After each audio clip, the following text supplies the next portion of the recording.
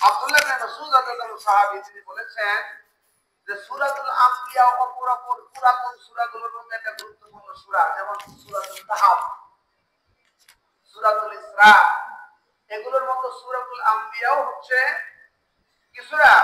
মাক্কি সূরা। মাক্কি সূরা বলা হয় যেই সূরাগুলো হিজরতের আগে অবতীর্ণ হয়েছে। মাক্কি সূরা বলা হয় কোনগুলোকে? হিজরতের আগে অবতীর্ণ হয়েছে। এই সূরায় মোট আয়াত হচ্ছে 112টা। কয়টা আয়াত? 112। আমরা কিন্তু আম্বিয়া শব্দের অর্থ বুঝি না, জানি না। এই কারণে আমাদের দেশে অনেক মহিলার নাম রাখে কি আম্বিয়া খাতুন। কি নাম রাখে? আম্বিয়া খাতুন। কিন্তু আম্বিয়া খাতুন অর্থ কি এটা কিন্তু জানে না। আমার বিশ্ববিদ্যালয়ে একজন অফিসার আছে, পুরুষ লোক, তার নাম হচ্ছে আখলাকুল আম্বিয়া। আম্বিয়া হচ্ছে একটা বহুবচন শব্দ, আরবি শব্দ, যার এক বচন কি? এক বচন হচ্ছে নবী। এক বচন কি? নবী। আর বহু বচন কি? আম্বিয়া। এটা আরবি শব্দ না বাংলা শব্দ? আরবি শব্দ।